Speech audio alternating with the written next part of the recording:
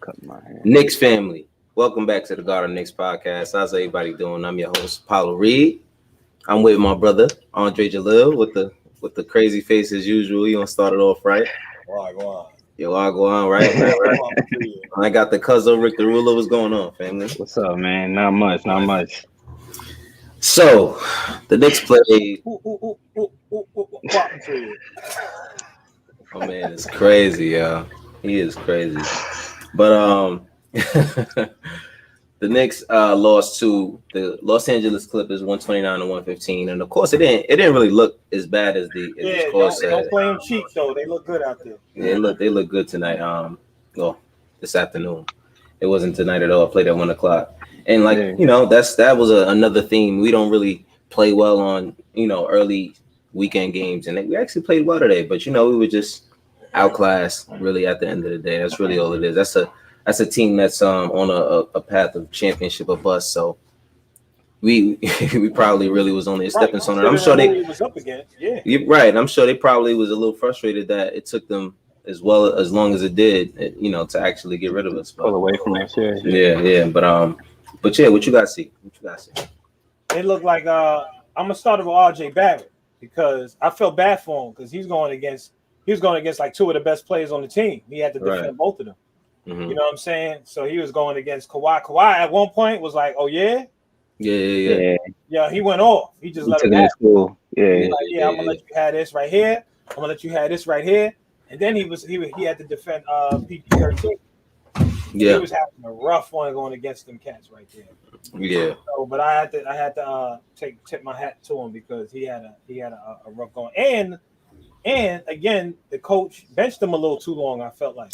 Yeah. He did it again. And I was like, yo, what's up with this coach? I don't know, man.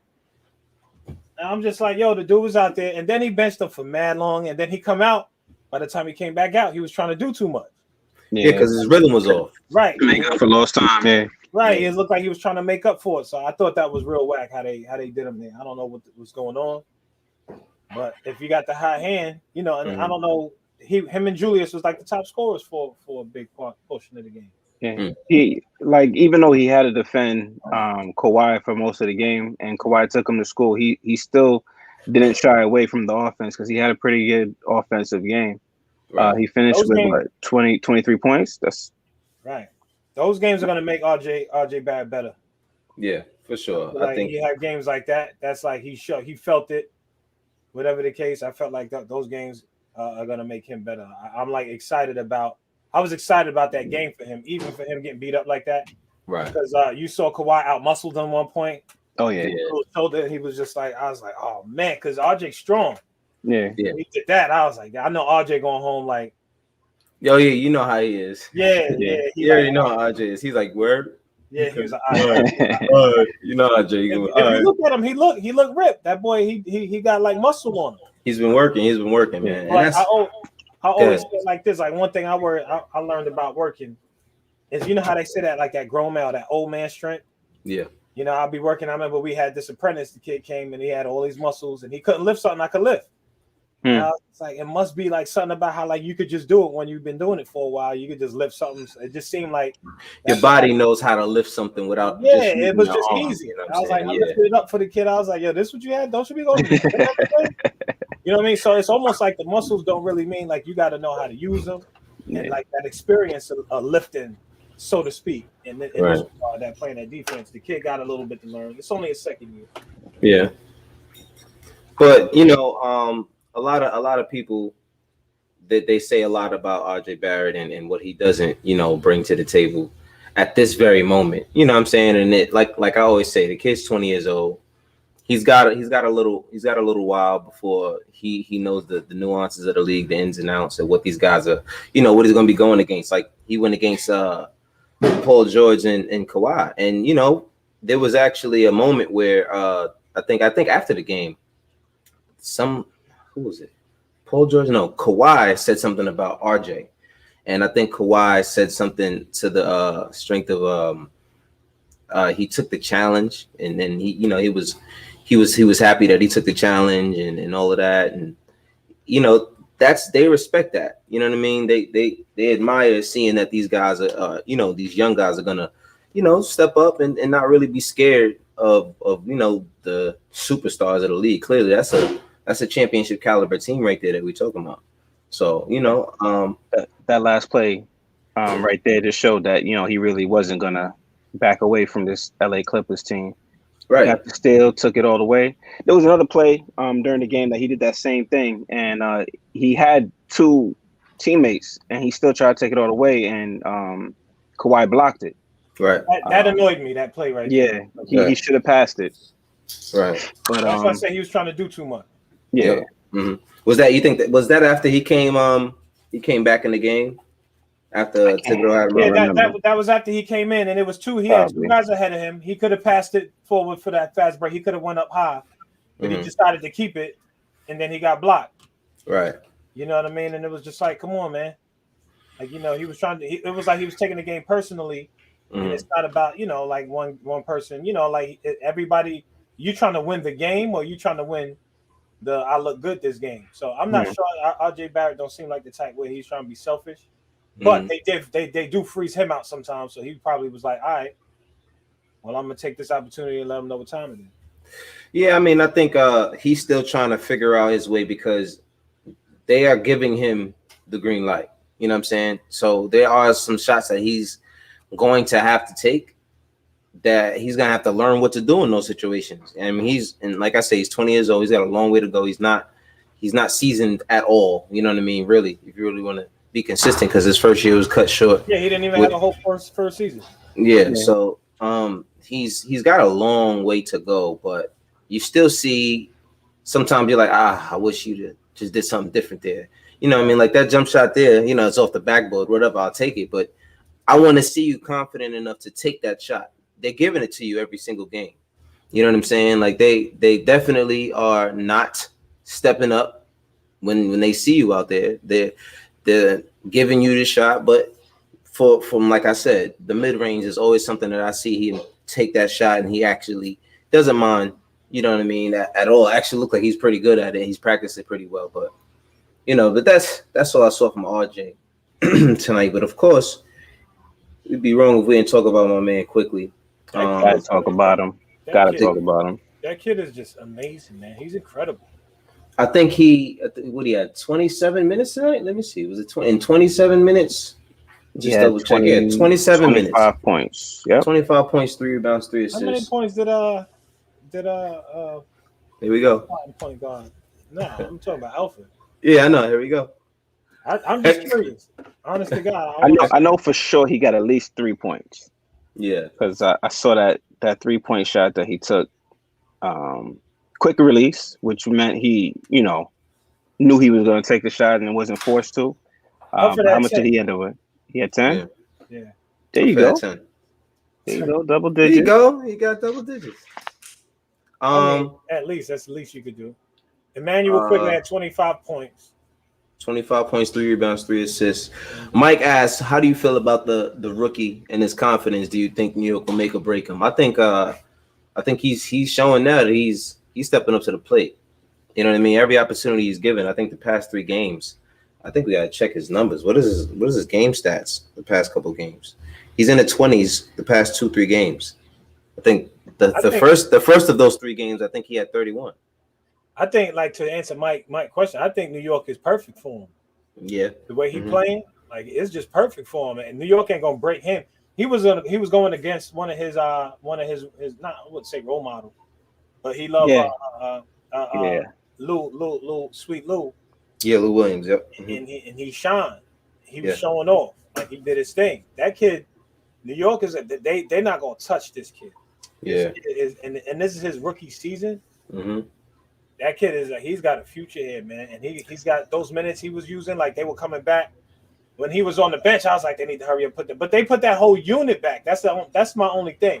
Yeah. Like, he doesn't like sub one for another. He subs the whole unit in. Yeah, he just kept the whole unit in there. And I thought he should have put RJ Barrett back in that unit real quick, and Julius Randle for that matter. Well, it wasn't like Obi was doing much of anything. He doesn't seem to be like, what you laughing at? I wanted to mention that too. My man's comment. Carry on though. Like Obi, I don't know, man. Like he had 2 two 3-point attempts today. Um, I I just feel like he doesn't know where he fits in on this team, and Yeah. that's okay because that's not really his fault. But I, I'm super excited for him, but like I just feel like he needs to find his rhythm because it's not working right now. How much points did he get tonight? I think he had Uh, 5 points or something like that, or 2 points, two, maybe 2 points. 2 points. Jeez, man. It's not good. It doesn't make him look good. I mean, the beginning of the season, he had an injury, and then he comes off, and it's like his whole game changed after that injury. So I don't really know what's going on with him. I don't know, man. He's not getting a lot of minutes, and the guy in front of him is like pretty much our leading scorer, our star. Yeah, That's the biggest issue. Like I spoke about last week. I can't judge this year for Obi Toppin just yet because of the fact that our best player is playing at his position. There's no way you're really gonna have the minutes that he needs to develop. You know what I'm saying? For us to actually see, what we're supposed to see this year. He was an eighth pick. He was an eighth pick. I mean, I don't know about that because Quickly wasn't getting minutes like that when he first started. I think Obi got the wasn't even getting stuff. Well, nah, I mean, but he earned those minutes. If you look at the games where Obi you played, gotta earn them. Put Obi in, play his game, let him show what he can do, and then he'll get more minutes. Yeah, but maybe not. Maybe not. Like you said, he's not showing. He's not showing. The difference is, we're talking about Elfrid Payton versus Julius Randle. You know what I'm saying? Emmanuel Quickly had to outplay Elfrid Payton, and Obi Toppin has to outplay Julius Randle. It's the bar is completely different. He don't gotta outplay. I'm not saying that Obi gotta replace him. I'm just saying he's got to show that he's got to get 20 his time on the court. Yeah, I know, but for his time on the court, he gotta be productive with it. Like I don't want to see him shooting a lot of 3-pointers. I want to see him doing what he was showing, like dunking and being aggressive, being in the paint. I mean, that's what Randall's doing when he's on the court, and when he's off the court, follow suit, play your game. Like I don't know what the coaching staff is telling him. I know he has a jump shot that he wants to show off, that high arcing jump shot, and that's okay. But I feel like you got to play your game, and I don't feel like he is. And he looks like he's just out there and just shooting threes. Yeah, apparently. That's not what he was showing us before that injury. I think honestly, there's been plays. Number one, everybody knows that Obi is a strong attacker at the basket. Somebody who's going to be someone who could get to the basket, and if you don't get there in time, he's gonna dunk on you. You know what I'm saying? So they guard him completely different than they would guard Randall in that situation. So I think the fact that Randall though. I'm just saying, just in general, just like say Randall's not being double teamed right now. You know what I'm saying? And he's out there just being guarded one-on-one. The difference is they would guard him a little bit different than you would guard Obi Toppin. You know what I mean? But the point that I'm trying to say is that in the amount of minutes that he plays, Julius needs to be out there for us 75% of the time. 48 minutes. You know what I'm saying? So 80% of the time. You know what I mean? Like, so there's not a lot of wiggle room for you to fit him. He's not a center and he's not a small forward. He has to play power forward. So that's the problem. Unless you play him and Julius at the same time, which is not what the coach wants to see defensively, obviously, because he hasn't done it. What happened to Nerlens Noel tonight? He was hurt? I think he was hurt. He might have been out or something like that, I believe. I didn't. Taj got a bunch of minutes. Taj got a lot of minutes tonight. Yeah. He was out there. It'd have been that would have worked if they did have Obi out there. And I just want to see how that would look. Yeah, I mean, I think they play the same game pretty much. They're attacking the basket. They both shoot the three. I think it would look nice offensively. You know what I'm saying? But I'm sure they've tried it in practice, but I just don't think it's been enough for them to put it in the game defensively. You know what I mean? I don't think that's something that he wants to see. What's that? Putting Obi and Julius on the court at the same time. I mean, it's been working what the coach has been doing overall for the most part. I feel like 75% of the time. I feel like some of the subs are horrible as far as I'm concerned. It's like just like Toon saying we should start him. I mean IQ. I don't think we should start IQ. I like him on that second unit where they don't prepare for him, and he comes out there. I don't think teams aren't preparing for him anymore. I think at this point of the season, but I think they're definitely preparing for him. But you got your second string players coming out preparing for him. Right, and that's the problem. That's the problem. That's the strength of it, because you can actually have someone out there and be, like boom, like you said with IQ. The difference with IQ is he's going to be a completely different guard than Alfred Payton is going to be. He's going to bring you something completely different. So they started doubling him? Right, before they started doubling him. But the difference is, like you said, since he's not going to be in the starting unit, you can game plan for him, but you have your second unit trying, you know what I mean, trying to handle that. You know what I mean? And I not many. Clearly, first units is having a problem handling him. So you know what I'm saying? It does work in that matter. You know what I'm saying? But after a while, you can't run with your starting point guard averaging 10 points, and then you or having 10 points, and then 6 points, and then 4 points, and then 7 points, and then 15, and then 4, and then 6. You know what I'm saying? Like, you can't have your starting point guard continuing all season to give you those numbers, and then IQ dropping 31 against Dame, 25 against the Clippers, 25 here. You know what I mean? Like, it's true. You can't go that long without that. So I mean, eventually it will have to happen. Yeah. I think by the end of February, I guarantee you he will be starting this. There's no way he can just go this long and just keep having him come out here, drop 20-something points a game. And keep said DSJ gonna make a comeback in the G League. Yeah, let's talk about that real quick. That would be nice. What he ain't gonna make a comeback nice exactly? He might make a comeback in the G League. I mean, I don't. All right, so the word is that with him down there. The word is that DSJ has requested to get some time in the G League, so he can get some, so he can run, so he can get some reps. Yeah. Now, I think that's a player who is looking to make sure his career is not over.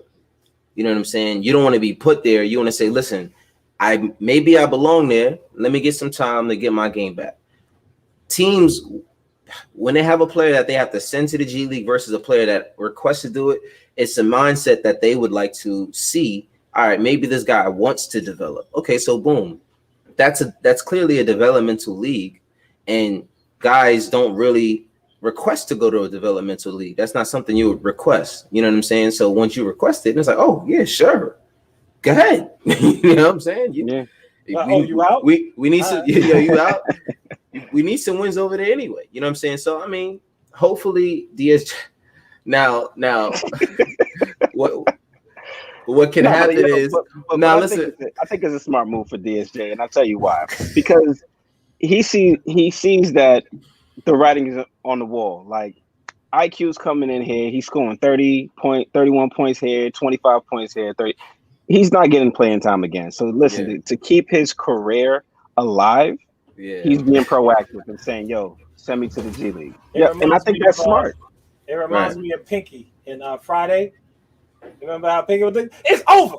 You know what I mean? It's a wrap for him. But this can backfire on DSJ, and he starts getting washed in the G League, and then it's really over. He ain't gonna get well. Listen, bro. He has the talent. He has to make shots. The only thing that's going to work for DSJ is the amount of minutes he will play, so that you can forget about how many shots he missed during that game, because he will miss a lot of shots. Now, these guys in the G League, they can't guard him. Let's be honest. They can't guard him. You know what I'm saying? Like, you're going to throw DSJ out there versus G League? That's a cheat. That's what I'm saying. That's a cheat. It should be a cheat. And if it's not a cheat, then it's really not going to look good for the kids. But here's the risk. So, all right, so now you're killing them in the G League, right? So teams are still looking at him like, well, we knew you was capable of that. We still ain't taking you. I mean, play on a real NBA team. Can you lead? You had a chance in Dallas. You went to the Knicks and stunk it up, and then you went and dominated in the G League. So, what that says to me is, all right, you're okay with coming off the bench. You've accepted that you're not a starter in this league. You've accepted that you can be a role player in this league. So that's what teams would want to see. That's what they would accept. You know what I'm saying? They were like, all right, this is a guy who doesn't mind coming off the bench because he knows what he is. Someone who asked to go to the G League, they know who they are. You know what I'm saying? He's got to wait for like some injury. That's what's gonna happen. I mean, unfortunately, he's fallen that low. But well, it depends. There's a lot of teams that will give people from the G League a chance. Keeps the cap down, and I will say this: no matter what happens with KP, he could play trash for the rest of his career. The moment DSJ steps into the G League, we lost that trade. So I don't know how that that looks. All right, we're over. You know what I'm saying? Like we moved on. Nah, I mean I'm over it. These Knicks fans are still not over it. You hear? They should be. They should be. We already lost the trade. It ain't like he playing and getting minutes. I know. Yeah, it's done. No, I mean technically we didn't lose the trade. I don't think we lost the trade.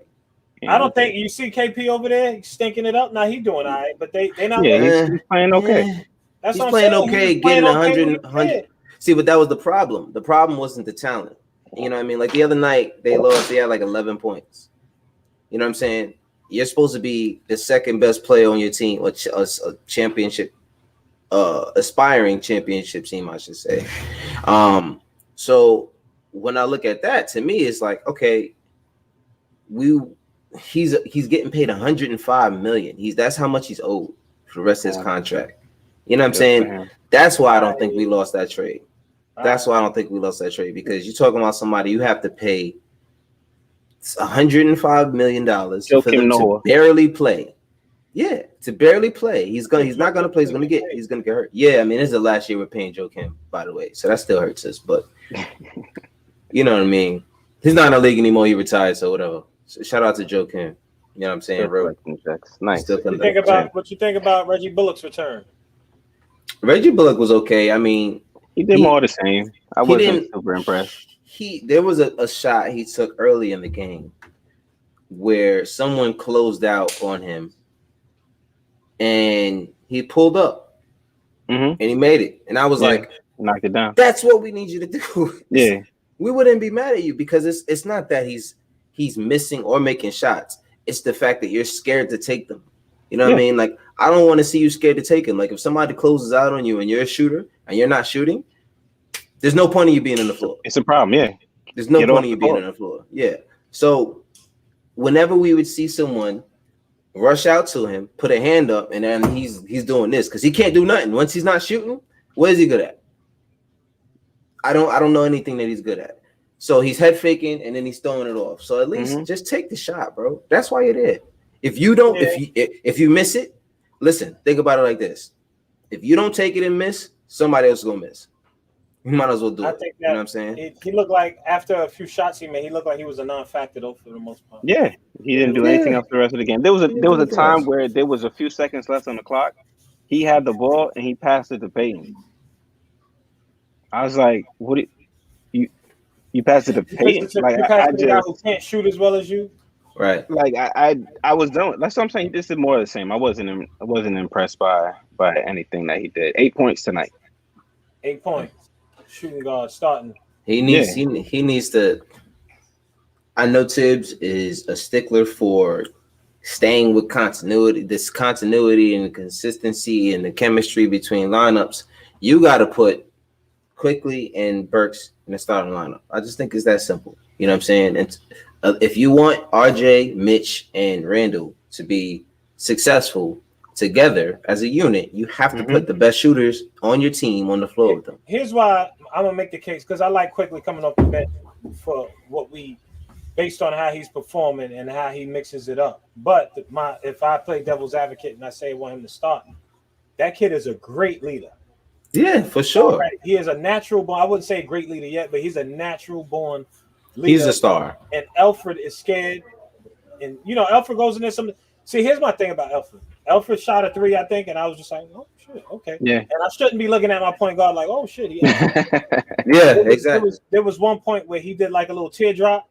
And I thought he was gonna miss it because it looked like he shot it. He went straight towards the basket, but it still went in and like just went above the rim, and it went in. And I was just like, okay, all right, look, you know what I mean? But he's not the leader. He looks like every game. It looks like he's getting it together. When he gets aggressive, you're like, oh, okay. You see him, but Quickly is a natural born leader. he is scaring defenders. You know, and he can knock down his free throw. He missed a free throw, and it was like, whoa, he missed a free throw. Yeah. It's you know crazy what I mean? Because what's his name? Talking about Paul George. Oh. Paul George after the game said that he said the kid is fearless. You know what I mean? And that's what he liked about him.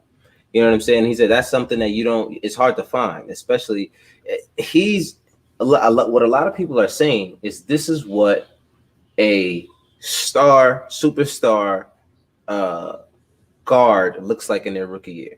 Right. What they look. But this goes back when we were talking about Frank Ntilikina. Mm-hmm. First, second, third year, it was like he ain't got it. He ain't got it. We were talking about what's this kid's name? The light skinned one that don't Knox. Scared. If you ain't got it, you ain't got it. If you scared, you scared. Yeah. It shouldn't take no player 3-4 years to not be scared anymore. Right. You know, you went through college ball. Come on, man. You know, and so like that's why this kid, he reminds me of John Morant, that fearless. Yeah. He's come out there shooting it, and you creating shots. You're getting in the paint and still looking around. How you gonna figure it? And all of his alley oops are on point. When you see Elfrid, trying to throw alley oop, he's banging off the backboard and it's too high. It's like, where you not bang, always, dude? but I see what you're saying. Though. You know, but it's like a little too often. They don't connect. Like what do you think kids? This kid is guaranteed. He's guaranteed the steal of the draft, and he's closing in on being a rookie of the year. A rookie of not candidate. He's a rookie of the year candidate now, and he's only averaging 19 minutes. These guys that he's third, I believe. In the league in free throws. No. He's third. It might be second now, but he's from what the last time I looked. I guess before this game, he didn't score 25 points yet, but he's third out of all rookies in points per game. Nice. Now he's third out of all rookies in points per game, and they're all playing 10 more minutes per game than he is. And he's third. The two guys that are ahead of him are playing 10 more minutes per game than he's playing. Yo, but he's third in the league in free throws. In the league in free throws. You know what I'm saying? He's the steal of the draft. He's a steal of the draft, bro. And it's there's nothing else to really say about it. He's a steal of the draft so far, and he's definitely closing on being a rookie of the year candidate. And we'll see what happens. Before we get up out of here, though, we have to talk about our best player, Julius Randle. He had 27 points, 12 rebounds, 6 assists. He came back strong. He was aggressive tonight, getting to his spot, being what we needed him to be. You know what I mean? Unfortunately, we just outclassed. There's more talent on the other side. But Julius, he stepped up and did his thing. What you guys see from Julius? More of the same. Yeah. Julius is Julius. Tonight. Oh, okay. Sorry. Tonight he made me nervous because we were in the Garden, and normally we haven't really played great in the Garden, and they were playing against the Clippers. He was at one point he was dominant from the 3-point line. Every 3-pointer he put up, he made. But every time he shot it, it made me nervous because he wasn't sure that he wanted to shoot it. Yeah. And when it fell, I was just like, a sigh of relief every single time. But I think he played well tonight. He had some words with Marcus Morris. They were laughing and talking trash to each other. So I thought that was pretty cool. Cool. But yeah, I mean, like Dre said, more of the same. Like he's I think he figured out what his role is and what his game is, and I think it's working for us. What I'm starting to see from Julius is that he's more willing to take that 3-point shot, and he's looking like he's practiced the spot up shot, and that's something that will take his game to the next level. If you're going to be someone who can stretch the floor from the 3-point behind the 3-point line, you will be a threat every night. You know what I'm saying? And that's something that he needs to. He does everything else offensively. Honestly, I don't think there's anything he does not do offensively. And it's just crazy how differently we're talking about Julius this season versus last season. But it's just crazy. But he's doing everything you need him to do And if you want to look at that, and you add in the 3-point shot, and that really just takes everything to the next level. Now he's not perfect; he still makes these boneheaded plays sometimes, and it's like but you get one a game. He gets a couple a game. You're he gets allowed a couple. He's allowed one a game, but he gets a couple. He might get 2 of those plays a game where it's just like But that's your best play. You got to live with those moments. Those plays. You know what I'm saying? Look at the way he's attacking the basket. You know what I mean? He's just aggressive. He's taking in I am a star. You know what I'm saying? Favorite play for him today. Mm-hmm. When he caught Ibaka with the fake. Yeah. Mm-hmm. Ibaka, he's in the air like yo, where you at? Like, hold on, ref. Well, he could do that. But yeah, man, it's Julius. He's doing what he is supposed to be doing as the best player on this team. Really quick. Yeah, what's up? He's leading the team in points, 22.1. He's number one. He's number one in rebounds, 11.1. Mitchell Robinson is coming in second. Emmanuel quickly is our 4th leading scorer. He's leading 4 now. For now. Yeah, but considering the minutes he's getting, and he's not starting. Julius Randle leads in assists. He has 6. Elfrid Payton is right behind him. Not right behind him. He's second, 3.8. And he leads in minutes. Him and RJ Barrett tie for minutes, 36.6 minutes a game. Mm-hmm. You know what I'm saying? And the other 2 categories, blocks and steals, Mitchell Robinson leads the team. Right. Mm-hmm. But Julius Randle is like, he's obviously doing it all. The star. Yeah. Okay. Not killing it. So I mean, there's still trade talk. People want to talk about it as much as possible. I mean, no, not rumors. There's just trade talk. You know what I mean? And they're gonna try to bring things out of should we still trade Julius Randle? And at this point, I don't think he's someone you should trade. I do question what we should do when his with the team option this year. You don't let him walk. You know what I mean? You got to bring him back. But that allows you to Julius Randle. That allows you to keep him as a trade option. You know what I'm saying? For next year, maybe not this year. You see what happens this year. You can be a little bit productive this year. Maybe not. What's up? I think that the reason why they're not starting Emmanuel quickly is I think they are going to trade Elfrid Payton, and whoever they trade him for is going to be starting, and they don't want to have Emmanuel quickly starting, and then get traded just to bump him back down to the bench. Right. Yeah. If they're strategic about it, and that's what they're considering, that might be one of the reasons why they're not starting him. I hope so. I hope there's a reason besides for he's a rookie. Because when we bring Lonzo Ball in, and then you're starting to have a situation where what's the problem? What's the problem? Who we gonna give for Ball? Like, I don't want to give up our picks, man. I really. It's not gonna be any picks. I don't think he's worth pick. I think if you give him Elfrid and give him DSJ, you give him Frank. It's not happening. They're not going that. The only ones is, to be honest, that might go. You got trade pieces. Bullock and Knox. Elfrid. No, Knox isn't. They don't really want Knox. I don't think they would want Knox or trade Knox. Not for Lonzo. You know what I'm saying? I think Elfrid and Bullock is somebody you would probably try to trade for Lonzo Ball, something around there. You know what I mean? Knox is a good player. I think they would take him. And no. The Knicks wouldn't trade him. The Knicks aren't going to trade him. Yeah, they wouldn't trade him for Lonzo, especially if you're going to add in somebody else with him. But you never know. I wouldn't be surprised at this point. They're 9-12. What? Clearly, we've reached that point in the show where we have nothing else to talk about. It's time to go. Can I talk about one last play with IQ where he took a shot, he missed it.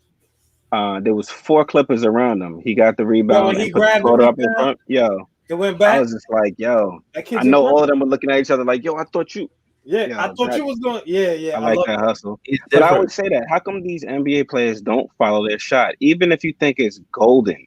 Follow your shot, just in case. When they stand there like this, like they just that's like, go get it. Especially, well, what's his name does do that. Elfrid does that because he knows he's not a good shooter. See, a lot of these dudes in the league, they feel like they're gonna make all of them, so they don't feel like they have to follow. Every time Elfrid shoots it, he's like,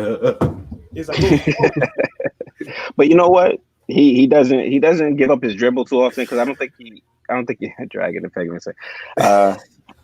But it's a reality, so you gotta talk about it. Yo, my man Wade says all the time. He said, "Yo, they be dragging Elfrid Payton, bro." And I mean, I don't drag him. I don't think we do. I think we just talk the facts. Like it is what do we say? What are we saying that's not true or like we're like being extra hard on him? Like he does look at his stats. Quickly is better. We want quickly to start. That's it. We wouldn't care what Elfrid does. If I was gonna say, what team would pick Elfrid up? Like if he was a free agent, who's picking him up? Probably. I mean, there's a pass coach. Yeah, I mean somebody who's you got a bunch of scorers on your team. You probably would need a pass first guard. So I would see him probably going somewhere like. Let me look at his assists. Who? Elfrid. Who? Elfrid. No, he might not get a lot of assists, but he's a pass first guard. That's just. Yeah, he passes to Julius. First, he's gonna pass to Julius. Then he passes everybody else. He's second on the team. Julius Randle has more assists than our point guard, our starting point guard. Julius Randle has 6 assists per game. Elfrid Payton. But he also has more minutes than him, though. What is Elfrid Payton leading the team in? Turnovers. Missed shots. At the rim, at that. I don't know. What is it? I feel like it's one of those Cadillac questions. Here we go. You said here we go. Yo, I mean, Leo, like we call it. He started it. Yo, listen, we not the only ones, man. We don't hate the guy. We just don't want him starting. Yo, Twitter is brutal. You want to talk about draft? Yo, Twitter is brutal. Twitter, they be dragging. We're fans of Payton compared to Twitter. For real, we being nice. We've been really nice. They've been trying to pack his bags for him on Twitter already. Well, he does have 42% field goal percentage, which is, I guess that's okay. Is it? I don't think it is. Yeah, that's terrible. Not even for a center. Yeah, 42% from the field. From the field. You know, there's people who shoot 42% from 3. Julius Randle is 60-something% from the field goal percentage. Yeah, so let's get out for that. I think anything under 50 is not good. Wait, he might lead in turnovers. Let me see. He might. Oh no, that's Julius Randle. But Payton is second with 2.0. Julius Randle is 3.3 turnovers per game. Really? And Elfrid Payton is 2.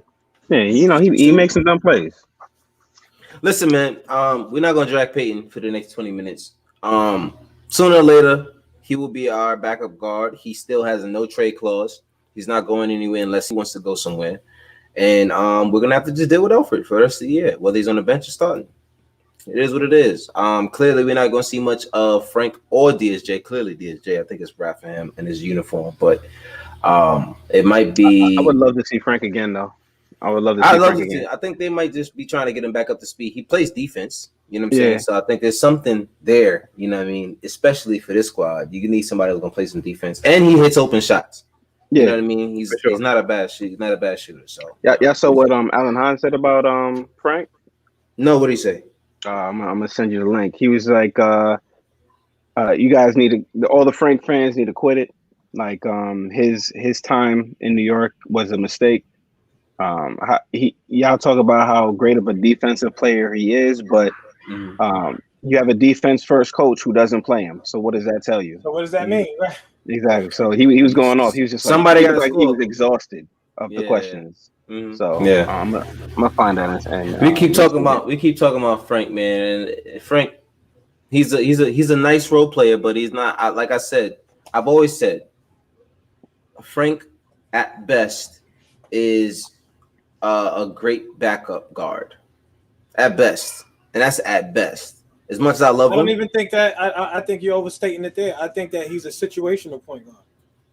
Yeah, I mean he's either your second or third point guard off the bench at best. He's like, yo, you know what I'm saying? we down 3, and they got the ball. We got to get a stop. I'm putting Frank in there. Yeah, Frank. Yeah, we need to stop. You know what I'm saying? And unfortunately, it takes some talent to see where there is no talent. You know what I mean? So, yeah, I can't believe Alan Hahn said that. You got to send that to me. That's I gotta find it again. I was looking at that. He just like he was exhausted. IP Star asks, "Is there culture in New York?" Yeah, definitely, for sure. I think the coaching staff alone has brought the culture. You know what I mean? For the most part, the team has been the same. You know what I mean? So clearly, what the coaching staff brought this year, it has to be the difference. So they're 9-12 right now. It's not a perfect record, but at the end of the day, they are actually playing way better than anyone, including Vegas, expected them to play. Yeah, Vegas said we were only going to win 21 games this year. And I mean, we're almost halfway there through. How many games? Yeah, we're at 9. So yeah. So you know what I mean. No one really expected us to be good this year. I think there's a lot of basketball to play. We have one of the toughest schedules in the first half of the season. I think top 3. I think top 2 or 3 toughest schedules in the league this year.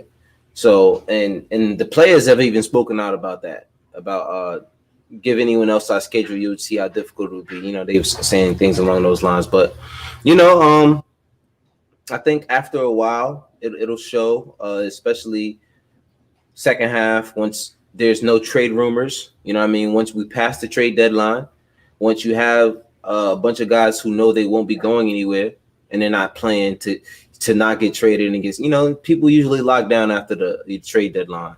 So we'll see what happens. I think we'll see what happens. What's up, Dre? What you got? That's terrible. Like if you wait, all right, I'm safe now. Now I'm really gonna lock in. Yeah, I mean, but that's when you have a lot of guys who have 1-year deals. You know what I'm saying? Guys who don't want to get traded. Guys who don't want to get their spot taken. That's how they play. You know what I mean? This is a business at the end of the day. If we traded Julius Randle at this point, would I be disappointed? I wouldn't be disappointed. I just have to. It would have to be worth it. If it was the old coaching staff and management, yes, I would be. But this new staff, I have more faith in the decision making that they. So, kind of like what you're saying. If it would have to make sense. So. I think everybody knows that he's the best player right now. So if you're gonna trade him, you got to get something that's gonna replace what he's been doing. Well, his production, that unless they believed in Obi Toppin like that and they traded him, we got something like for the future. If we trade, they don't believe in Obi Toppin. How could they? He's not producing anything yet. I don't know. I don't know what he's doing in practice that they may like. Mm-hmm. I mean that's also another thing. Enough. I don't think it's that. I really do think that Thibodeau is the kind of guy who's going to play his best guys. He's going to play the guys who are going to get him wins. If he will try to develop you, if you can get him wins at the same time. Well, that's why you don't see Knox playing a lot of minutes. That's why you don't see Frank playing a lot of minutes. He doesn't mind it. Yeah, he doesn't mind you developing. But if you're going to help us win at the same time, cool, yeah. But if you're not going to help us win, I'm not going to sit here and try to develop someone who's not helping us win. That's and I understand that. You know what I'm saying? So I think Obi Toppin is playing. That says a lot. You know what I'm saying? In Thibodeau's system, he plays short rotations. For him to be playing, it says a lot. I think he's somebody who's a rookie who doesn't know his way yet in the league, and he's coming off of a pretty, I would say, a mild injury that his play style doesn't really mesh with. You know what I'm saying? So I do think that it'll take a little bit. I do see him starting to do more plays and high posts and pick and roll and stuff like that. It doesn't happen every single time because he does like that 3. So sometimes that just takes that 3 a little too much. Yeah, it does take him out of the game because he doesn't look to get to the best spots all the time. I'd imagine his highlight reel's probably pretty short. Yeah, pretty short. You know what I'm saying? Yeah. But at some point, we'll see what happens with Obi. I'm not worried about Obi. Like I said, this first year, he's not going to get those minutes because he's playing under someone who is considered to be an all-star. And this happens to anyone who's playing under someone who's considered to be an all-star. I mean, look at what Knox did when Marcus Morris was playing. And that's just a lower version of what Julius Randle's doing right now. Mm-hmm. So it happens. But tomorrow we play the Chicago Bulls. Back to back. Was it 7:00 we played them? I'm scared. To Chicago Bulls, you scared? They're 7-11. Oh yeah, we play down to our competition. Yeah, we like to play down to our competition. We play them tomorrow and Wednesday. Actually, I was gonna say that about RJ Barrett. I like to see him play with the type of attitude he was playing today against everybody. Against everybody. Yeah. Like, today it looked like it meant something to him, like he was playing a playoff game or something. Right. Yep. That's what it looked like. Yeah. And I want to see him play like that. If he's aggressive like that every night, we really got a chance. I kind of think he is, though. I just feel like when his shots aren't falling, then it just makes him look a lot worse. But like his shots were falling, he was making better decisions tonight. But yeah, I think he always plays with that energy. That's why I like him. Yeah, his past couple of games he's been in the 20s. Yeah. So, yep. You know, that's it. So we'll see what happens tomorrow at 8 p.m. Tomorrow 8 p.m. versus the Chicago Bulls. Taj, what's up? Taj, he sets the best screens for quickly. Oh yeah, I was watching him all night, and I was just like, "Yo, this guy, he screens him exactly where quickly needs him to be screened for that jump for his 3-point shot to fall." Yeah. So I imagine that they're gonna be playing them a lot together. Yeah, I don't think Robinson does it like that. Well, it depends on how much Noel will be playing if he's there. So yeah, I mean, also, Noel controls how many minutes Taj plays, unfortunately. But you know, we'll see how that goes. If Noel isn't really bringing you much outside of just blocks, I don't see him throwing Taj in there more often. So we'll see. But that's all we got. You guys got anything else you want to touch on? No. That's it. Yeah, not in version. Yeah, not surgeon. Yeah, nothing. Not team. I mean, I'm not mad at this loss. We played against a good Clippers team. They clicking. Right. Yeah. They actually look good out there. I just like that we were competitive. We had some 30-point quarters, so I can't be mad. It's definitely a better team. The fact that there was 11 lead changes throughout this game, it just meant that we weren't like this is one of those instances of the final score doesn't really represent like what the game was actually like. So I'm not mad about this loss. Right. Yeah, I agree, man. We play good, and as long as we play with that intensity, every night, I think we'll figure it out. I think we'll be pretty good. But thank you once again. Remember to like, share, and subscribe. I think we're about 55 subscribers now. Thank you guys for getting us up there. So hit the bell. Hit the bell. We on a quest to 100. Spread the word. Until next time. Peace.